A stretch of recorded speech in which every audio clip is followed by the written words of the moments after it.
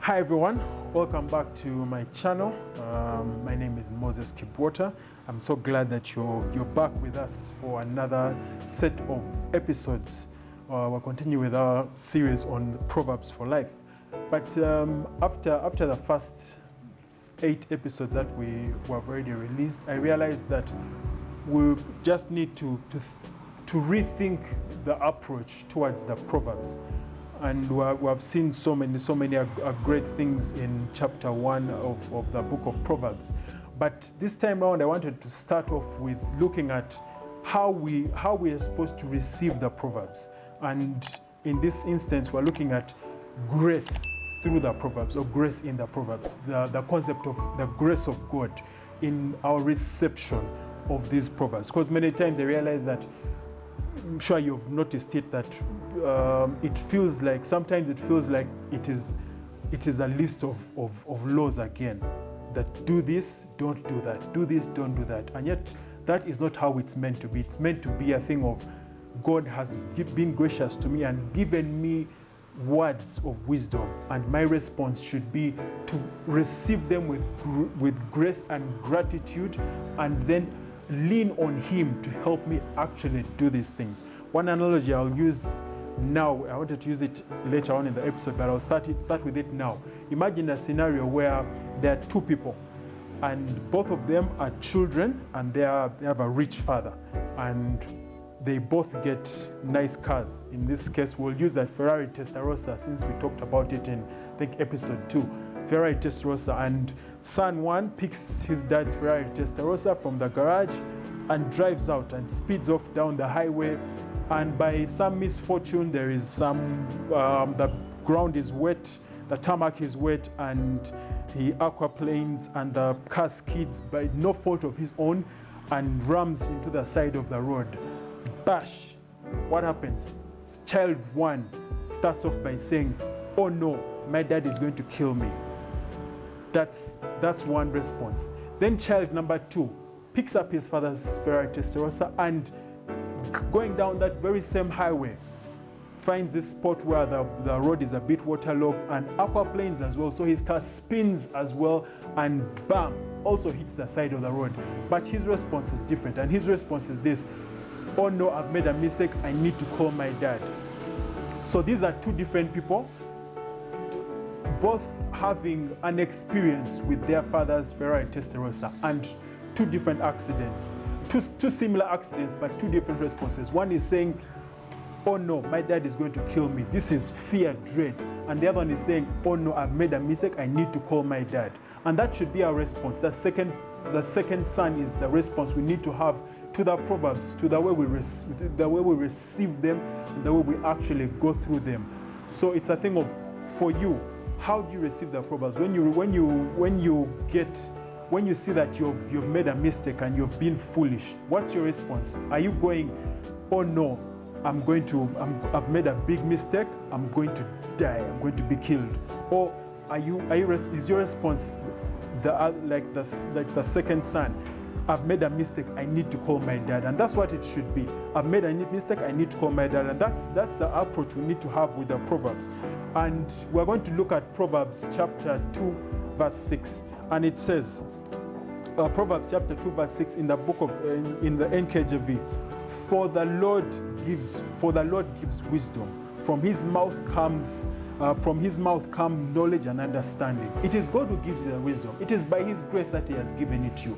It is from him that you get wisdom, and it is from his mouth that you receive, that you get knowledge and understanding. So you're receiving it by grace and knowing that it is God who actually has given to me, and it is God who will help me and enable me to actually go through and perform these tasks that wisdom requires of me. That should be your response.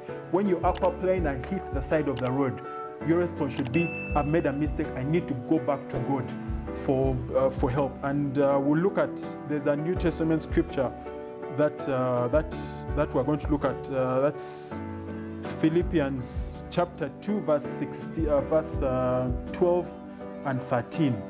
That's going to help us explain this. So verse 12 starts off by telling us, "Therefore, my beloved, as you have always obeyed, not not as in my presence only, but now much more in my absence. The second part says, work out your own salvation with fear and trembling. Then verse 13 says, for it is God who works in you both to will and to do his good pleasure. That's how it is. It's God who works in us both to will and to do his good pleasure. That is why we are working. You're working out the Proverbs. You're working at being wise through doing the words of the Proverbs. But you're doing it because you know that it is God who has given you, first of all, the will. The fact that you want to be wise, the fact that you want to be better, it is God who has given you that will. But he hasn't just given you that will, but it also says in verse 13, for it is God who works in you both to will and to do his good pleasure. So even that doing of the work of the words of the wise, the words of wisdom, it's God's work. So when you receive it, every time you make a mistake, bam, you've hit the side of the road. No, remember, call God and say, God, I've made a mistake. Help. Not a thing of, I've made a mistake, I'm going to be caned, I'm going to be, the consequences are going to be there. Yes, consequences are there, but remember that God is gracious. And the Bible tells us as well in Hebrews, approach the throne of grace with boldness, knowing that from there you will receive grace and obtain mercy and find grace to help you in your time of need. That should be our approach to the Proverbs. Another scripture that I will lean into is Ephesians chapter 2 verse 8, just to help us understand this. For it says, for by grace you have been saved through faith, and not of yourselves, it is a gift of God, not of works, lest anyone should boast. So that's the other thing about it. It is by grace that you have been saved. It is by grace that you have been given the Proverbs. And it is not of yourself, but it is a gift from God. It's a gift from God. This knowledge, these things that you're working towards are a gift from God. Remember what verse 13 of Philippians 2 has told us? For it is God who works in you both to will and to do his good pleasure. And then the verse 9 of Ephesians 2 verse 9 says, not of works lest anyone should boast. So it's not a thing of finally I have figured out this proverb, finally I have hacked this one. It is now, I have now done well. Yes, you have done well, but it is by God's grace. And this also changes the way we look at others who are not achieving as much because of their lack of wisdom or shortage, or people who fall short. So now you're looking at them and saying, yes, I have achieved this, I have attained this wisdom, I have acted in wisdom. But when I look at someone who hasn't yet attained it, I'm not telling them, looking down at them and saying, hey, why have you failed to do this? It's plain and simple in the book. Do this. This is how wise people should walk. But remember that it is God who works in you. The fact that you have received this grace and that you're doing this God's good pleasures doesn't mean that it's not your work. It's not for you to boast about, but it is God's grace. So you're receiving it with thankfulness, but you're also looking at others and helping them with a heart of gratitude as well. So that should be our response to wisdom and to grace. And now a question I would ask you, think about it for yourself. How have you approached the different decision makings in your life as a person? Have you looked at them as the first son who hits the side of the road and goes, oh no, I'm going to die, I'm going to be killed by my dad, I've crashed the Ferrari Testarossa? Or are you the second son who goes, oh no, I have crashed, I need to call my dad?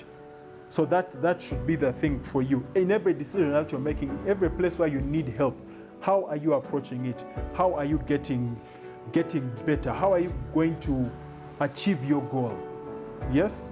So that's exactly what we're going. That's how you should be looking at it. That's how you should be responding. Respond knowing that it is by God's grace. It is God who will help me. It is God who causes me both to will and to do his good pleasure. So that's the word that we have for today. And the next episode we shall be looking at another aspect on how to trust God. the method by which you shall trust God. So enjoy the rest of your day, enjoy the rest of your week, and we'll see you in the next episode. Goodbye.